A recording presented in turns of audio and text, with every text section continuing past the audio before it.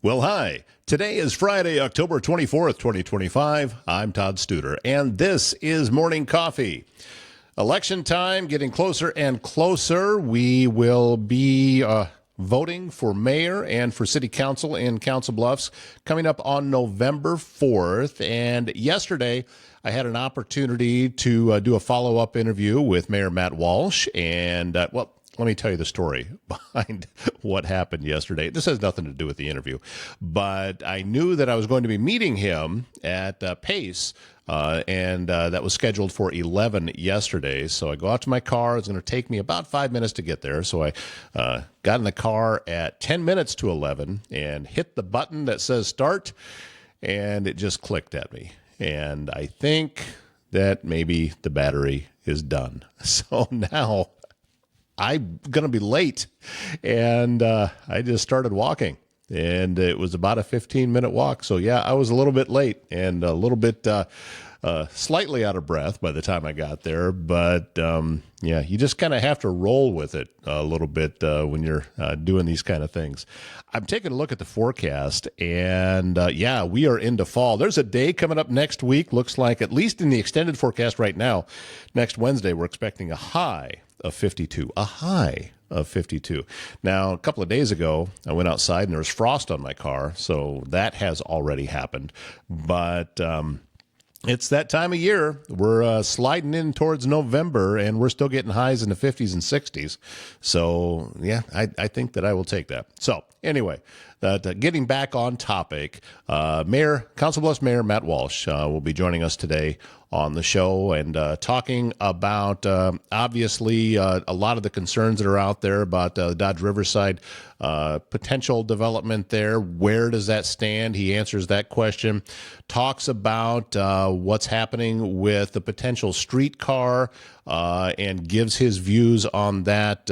And just a very candid interview. And I hope that you can garner some information from it. And again, the idea behind these interviews that we're doing with candidates is for you to be able to make up your own mind. It is my hope that none of my own views come through on any of these things.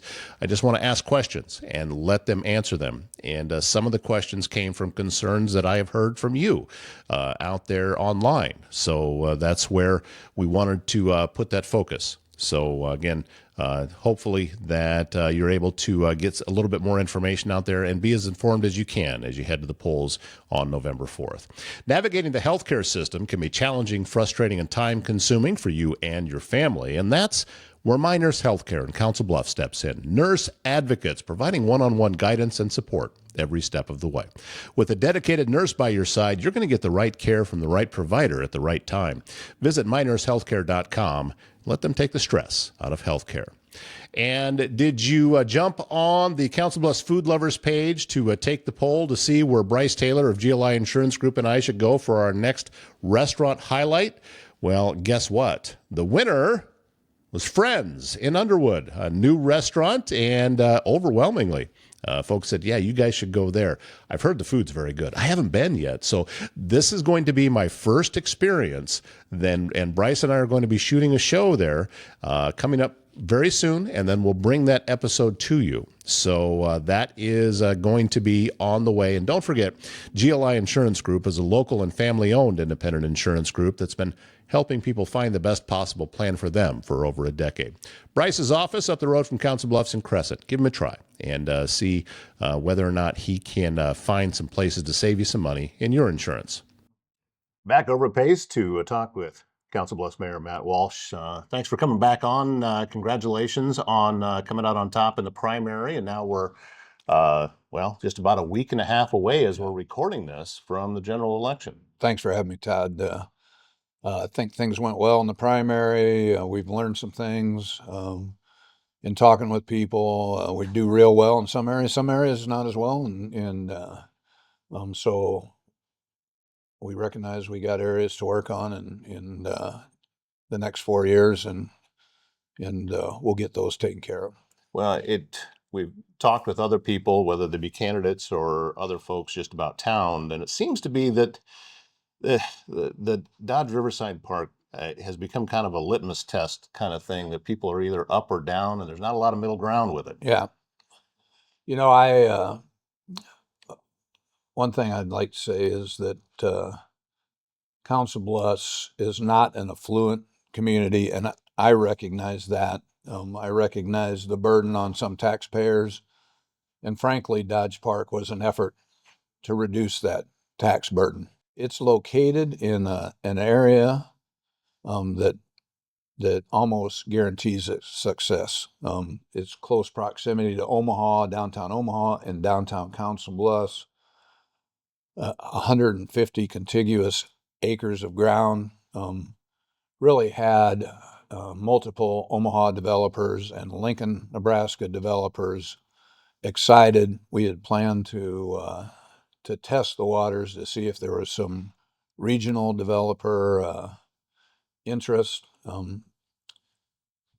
And I anticipated that golfers would be inconvenienced and displeased because of the inconvenience. And I didn't anticipate that non-golfers would be that concerned. And I just don't know if we explained it well enough, why the non-golfers thought it was a bad idea. Again, the state's starting to regulate property taxes and the growth in property taxes.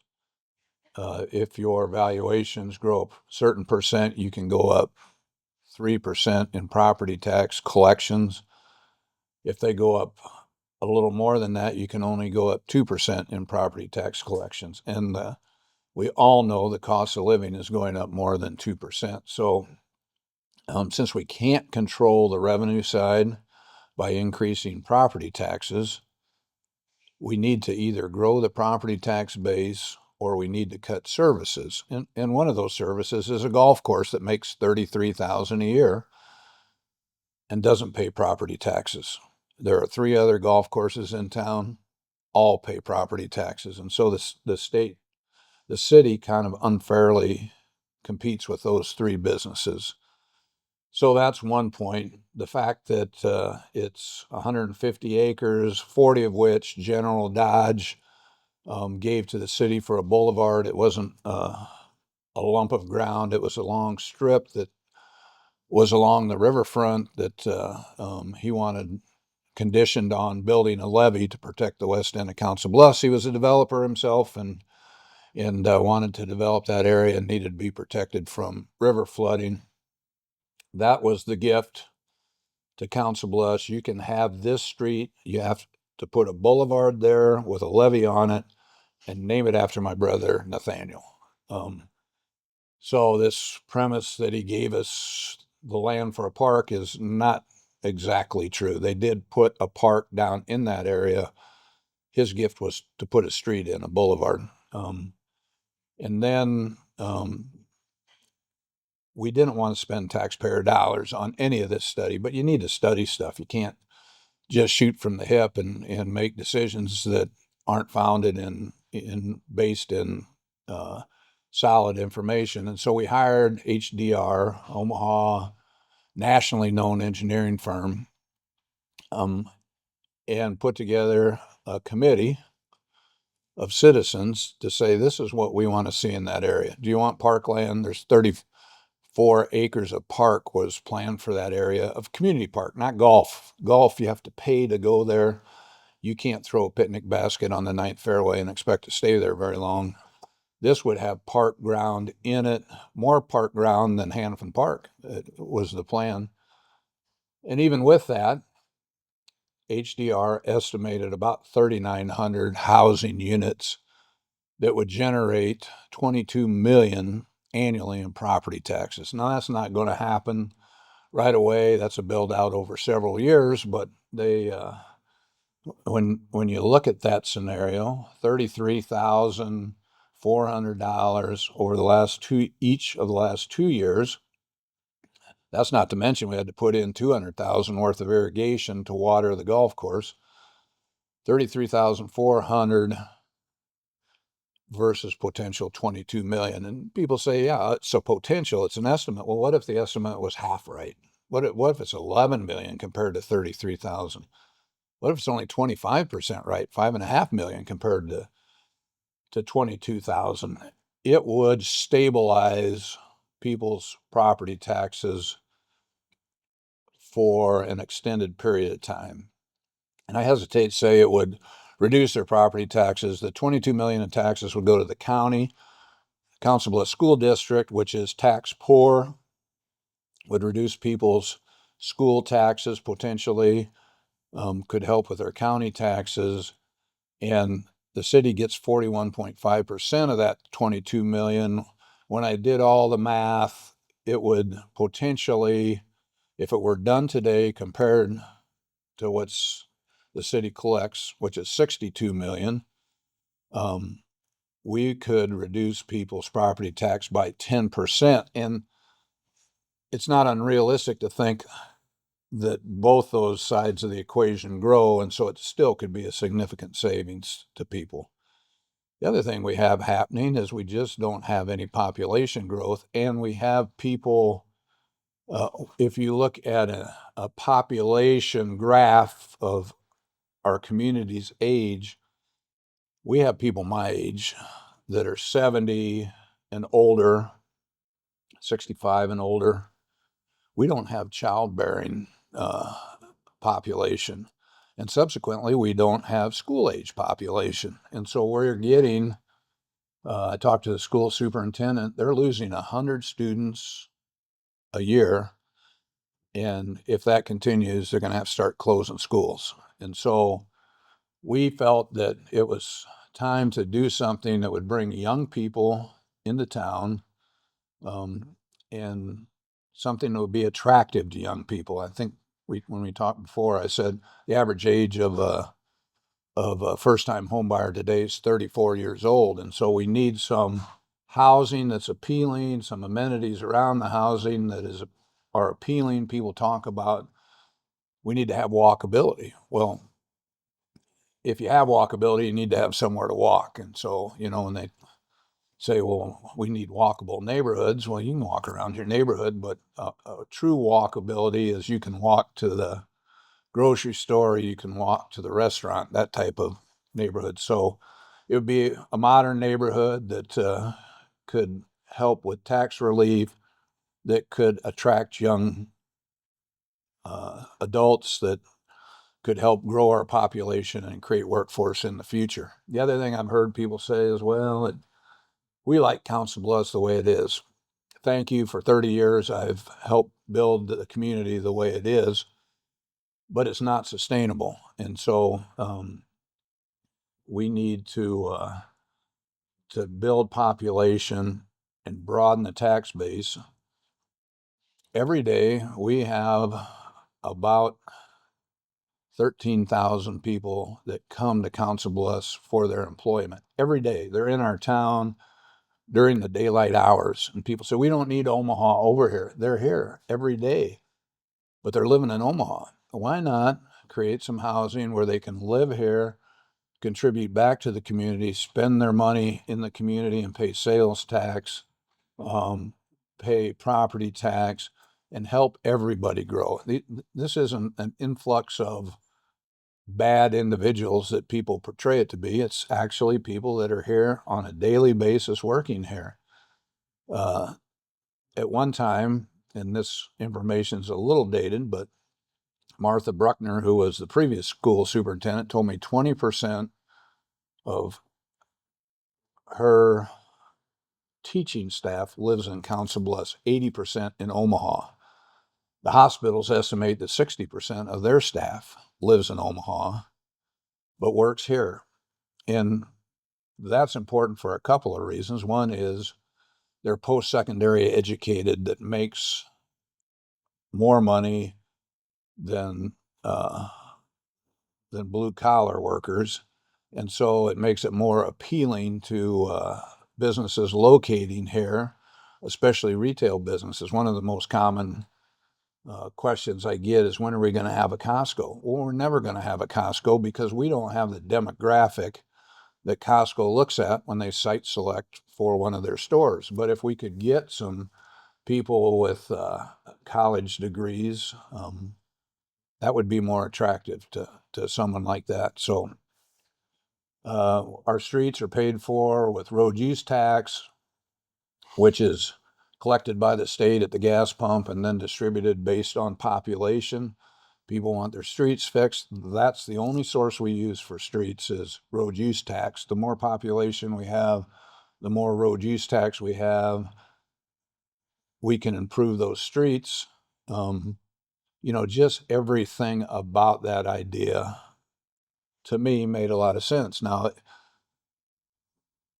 the other thing that's a misnomer is I'm going to sell the property or I sold the property. I do not have the authority to sell the property. That's a city council decision. And so candidates that tell you I'll save the Dodge Park from being sold, if they're running for mayor, they don't have that ability to do that. Any more than I had the ability to sell it. I came up with the idea. We put together the data that we think said this really makes sense for the people of Council Bluffs. It doesn't have anything to do with me. People say, well, his developer friends are lying in his pocket. Nothing could be further from the truth, but excuse me. The council voted at this time not to sell it.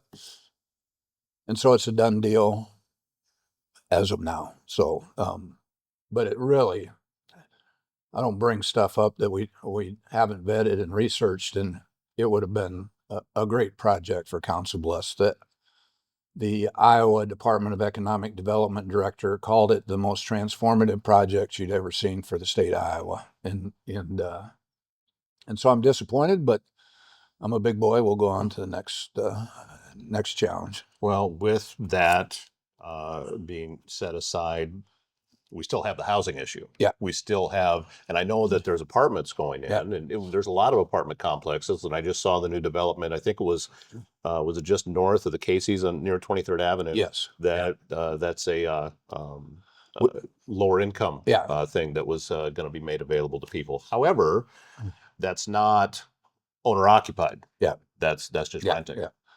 And again, we got people on average making their first time home purchase at 34, so we need to have places for people to live. By Casey's, the city of Council Bluffs applied for and was granted $8 million in housing tax credits. How tax credits work is that you can use them to buy down your state income tax. And so you have to, Lord, you can use those tax credits to buy down your state income tax. Well, nobody's going to buy them for $1 on the dollar, so you have to discount them to make them attractive. And they usually bring in 75 to 80 cents for every dollar. And so 8 million at 75% of their value, that money, you can sell those property tax credits and then use that money to develop the housing. So we will develop a nice affordable housing project that has programming for people that budgeting, learning to help them in the future to be successful homeowners once they move away from the affordable housing project. We actually have about 2,700 units in the pipeline that should become multifamily housing, most of those. We have an East Manawa project where we took ARPA money and invested that in 90 acres of agricultural land, brought in some dirt. We got a grant from the state to do the first phase, which will be 40 owner-occupied units. We're taking that state money and combining it with community development block grant money and with home funds. And for those lucky individuals who have applied and are on the purchase list, we think they can buy a first-time home for $175,000, a home that appraises for about $275,000. So day one, they have $100,000 worth of equity in their home, all from outside non-local property tax funded money. And then we've just approved a new residential subdivision off of Stevens Road. Jerry Torzon, who's a home builder, continues to build homes. One misstatement I heard about Dodge Park was it was all low income housing. No, it's market rate housing at Dodge Park, but we have other low income rate housing. And regardless of whether it's market rate or low income housing, any new housing unit opens up other units. If it's a market rate $1,500 a month apartment and somebody was living in a $1,300 apartment moves into that 1,500, it opens up the 1,300, and somebody who was paying 11 can move into 13. And so there's a cascading effect that benefits everybody. Housing really is a big issue right now with interest rates high, combined with the fact in 2007, with the housing crisis, a lot of people got out of that business. So it's a nationwide issue. We're thinking outside the box. We're helping. We took, again, ARPA money and created an incentive fund. And if it's in a urban renewal district, we're setting up a TIF for the city. And so we can give the developer money today and then TIF back from the future development to replenish that fund so we can use it on another project. So we're really doing some unique projects. I just got asked by MAPA to speak to their housing conference because we're recognized around the metro as being way ahead of the game and creating housing. And housing helps homelessness. With 1.7% vacancy, the experts say anything below 8% contributes to homelessness. And so all of a sudden we've got new housing that creates new property value that's a benefit for our homeless problem. Housing is the main key to future success that brings in new workforce, that broadens the tax base. And one of my city councilmen said to me, well, when's enough multifamily units enough? When the banker says, no, there's too many. We don't see it being feasible to do anymore. The financing industry will make that decision. And I said, ideally, what we want is vacant units, because when a unit's vacant, and let's say they were collecting $1,300 in rent a month, but they can't lease it at $1,300, they're going to make a business decision and say, let's lower that rent to $1,200 or $1,100. And he said they would never do that. And I said they're not going to sit and let it be vacant and not earn any money. They'd rather have $1,200 or $1,100 than zero. So when the inventory goes up, when the supply goes up, the demand, supply and demand come more in congruent terms, it benefits people making housing decisions. Even more true in owner occupied. If your budget says I can afford a $350,000 house, but there really isn't any. I was at a conference over at the Federal Reserve the other day, and a Council Bluffs resident in the West End. We were talking about housing. He's a teacher at TJ, and he said, and he didn't define what the dollar amount was, but he knew what his house was worth, and so he Googled to see how many similar valued homes were in Council Bluffs. 12.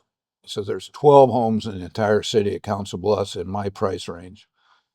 Well, when that happens, if you want 350, but 3 people are bidding on it, they bid it up to 400, and then you go to your insurance agent, and then you really get a shock because insurance premiums have gone up about 35 to 50%, somewhere in that range. And the insurance agent said, well, you paid 400 for it.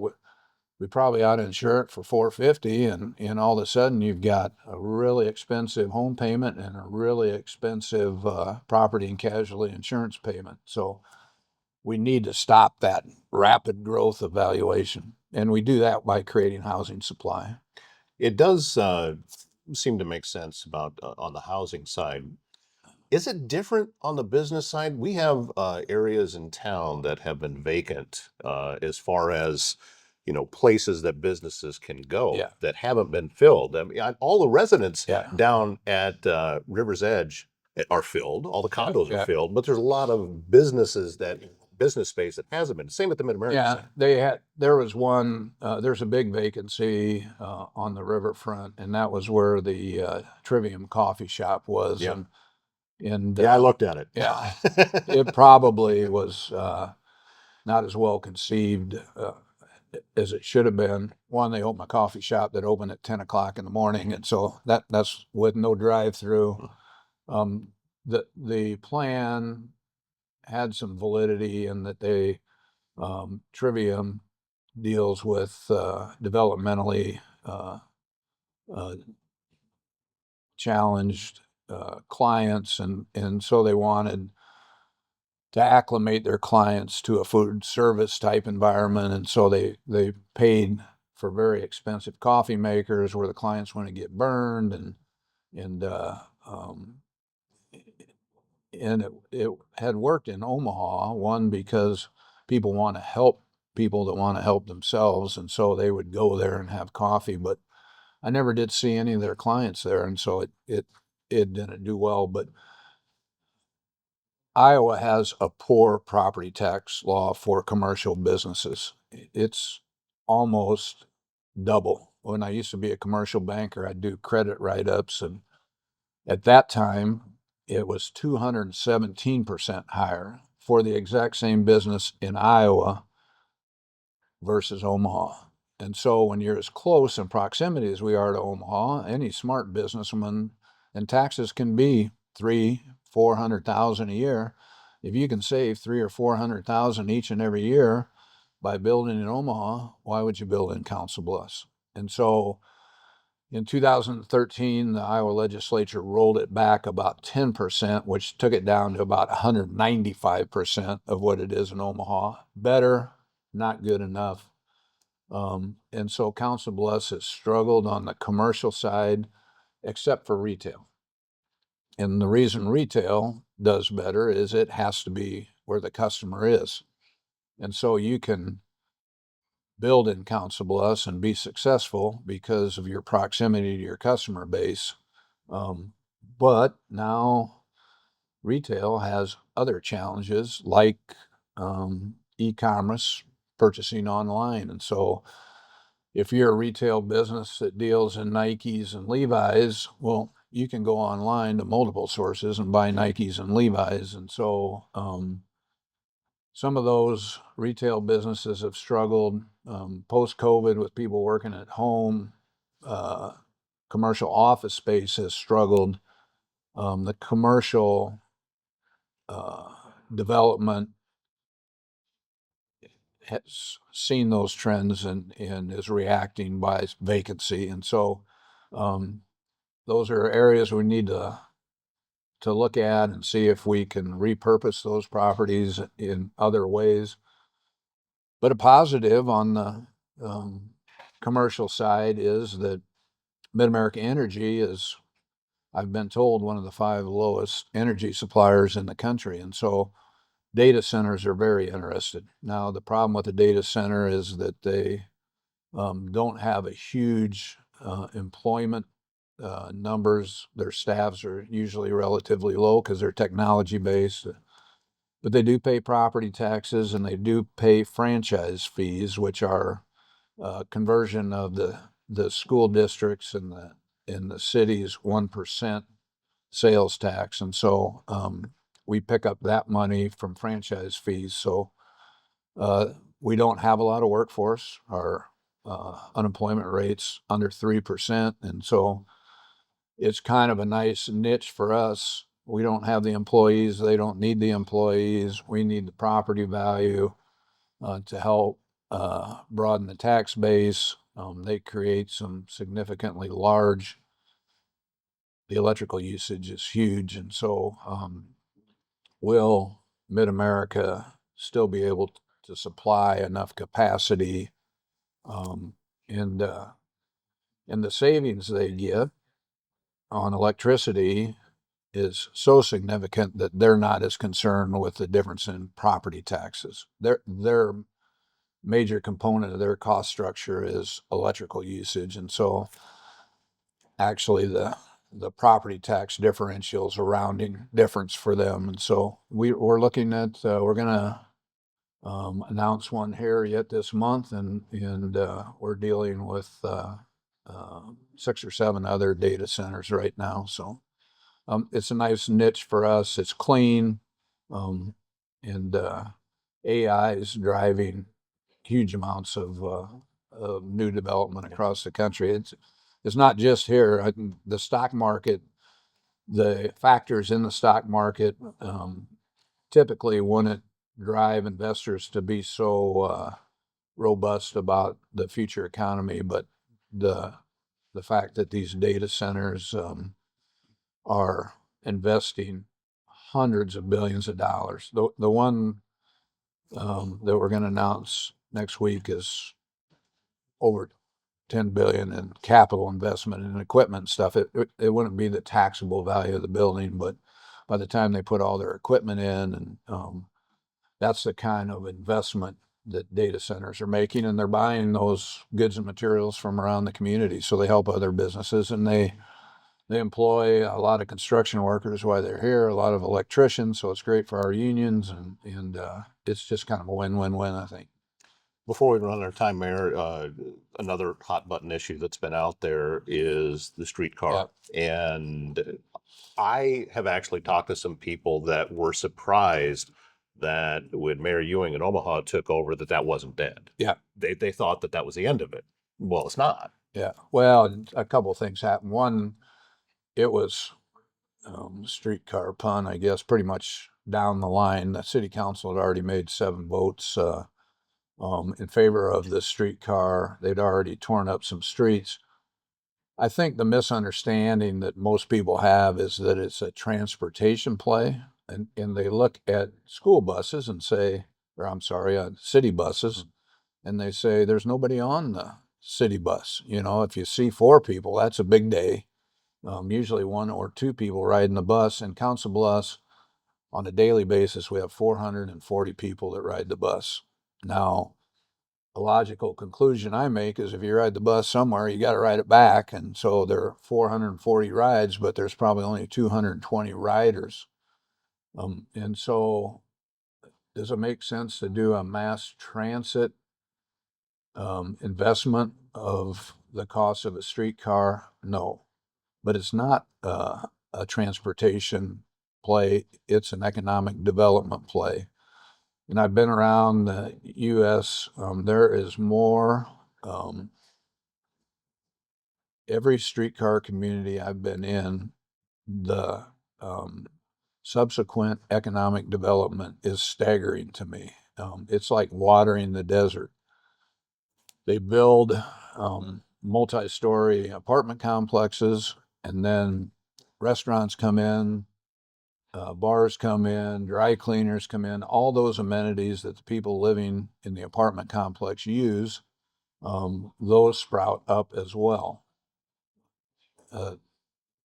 Council Bluffs, streetcars expensive, and Kansas City was 100 million a mile. Omaha is going to be more than that. The MUD gave an estimate of 435 million to relocate their utilities, which MUD does gas and water in Omaha.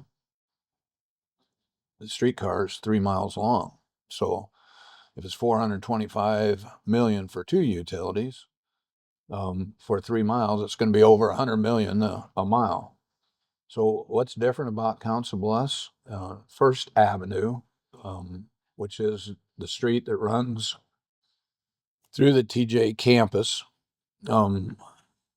was an old rail line and never was developed and doesn't have any infrastructure in it to relocate, and literally could build a streetcar without tearing up all the streets, because you'd be a block off Broadway where nothing's really there, and you don't have to relocate the utilities.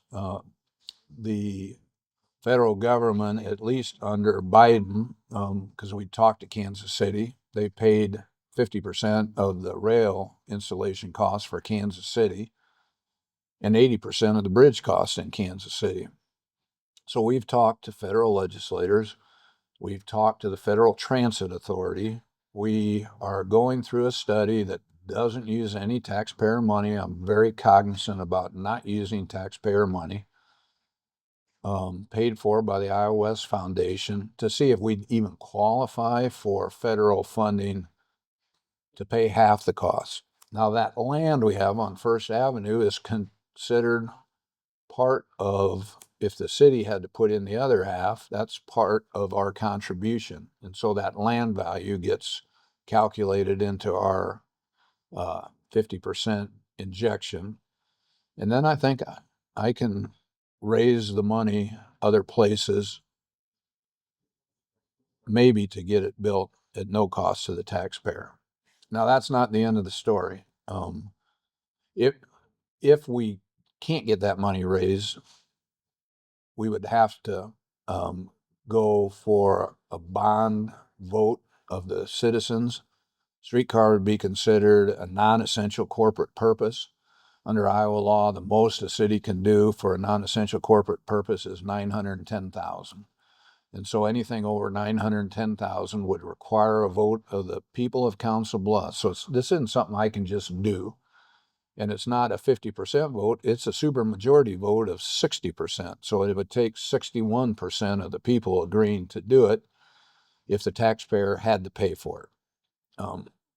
Again, there's potential and no certainty that maybe the taxpayer wouldn't have to pay for it. The other thing we need to study is the long-term operating and maintenance of a streetcar is not cheap. And so we need to understand those costs. Will the development that occurs be significant enough to offset the future operating and maintenance costs? So none of that stuff is a for sure. It's worth studying, especially if we don't have to pay for it. Again, due diligence and research is essential when planning the future of the city of Council Bluffs. And that's all we're doing with the streetcar.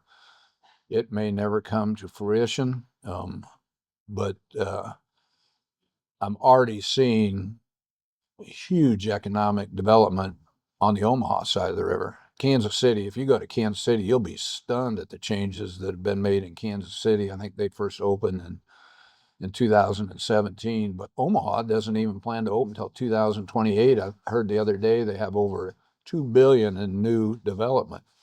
And so we'd had a study that ultimately estimated that on the Council Bluffs side, it could be $5 billion. And when I say $2 billion in Omaha, $5 billion in Council Bluffs, somebody's gonna say, well, that doesn't make any sense. But Omaha's just starting. The $5 billion is an estimate over time. Omaha so far, 2.5 years before they plan to open the doors and let riders on, already seen $2 billion in development. So, like I say, it's a phenomenal economic development tool. It's an expensive economic development tool that we need to research and understand and make a wise decision. I'm from Council Bluffs. I understand the financial constraints on many of our citizens. Not going to let their futures be compromised. I want to help their futures, and so those are two projects we're looking at that really I felt could help sustain valuation growth and property tax growth, and that's the reason we're looking at them, not to do favors for my development friends. You know, some of the stuff I've read on social media is just ludicrous, and so I even though I make my living on social media, I try to stay out of the comment section. yeah. Just because that's usually not a good place to go. Well, Mayor, every time that we sit down and talk, I feel we're just scratching the surface. Yeah. You know, there's It's so much deeper I'd like to be able to go. It's exciting for the future at Council Bluffs. I think we're seeing development like Council Bluffs has never seen, and so just like to keep that going and keep helping people live a fruitful, enjoyable life that live in Council Bluffs. Well, I think that's a good place to end. Thank you very much Thank for your you. time once You again. bet. Grateful. So the two names on the ballot will be Matt Walsh and Jill Shudak. I also understand that Chris Peterson, who finished a close third in the primary results, has decided to run as a write-in candidate. So I'm seeing advertising for that out there now as well. Make up your own mind. That's the idea behind this, and let your voice be heard. Historically, turnout is not that great on an election year that is not part of a national election. How about we turn the trend with that? Get on out there and vote, and find out where your polling places are, and go out and vote on November 4th. S&B Country Kennel has become the top spot in Southwest Iowa when you need to know your dog will receive only the best. They have boarding, daycare, grooming, self-washing. They do training, and they even have a membership available to a dog park that's over an acre in size. S&B Country Kennel also has rescue dogs, so check with them about adoption possibilities. sbcountrykennel.com is their website, country spelled with a K. They're located just west of I-29 on Bunkie Avenue, south of Council Bluffs. And if you need precision metal fabrication done right, look no further than Foxco Fabrication in Council Bluffs. From custom welding to large-scale manufacturing, bringing your ideas to life with expert craftsmanship and cutting-edge technology. Whether it's industrial, commercial, or custom fabrication, they're going to get the job done on time and built to last. Locally owned, proudly made, right here in Council Bluffs. Go to foxcofab.com. That is their website. Thank you again to the mayor, Matt Walsh, for joining us on the program today. And we are looking forward to a great weekend. I hope you are too. My name is Todd Studer. We'll see you back here Monday morning.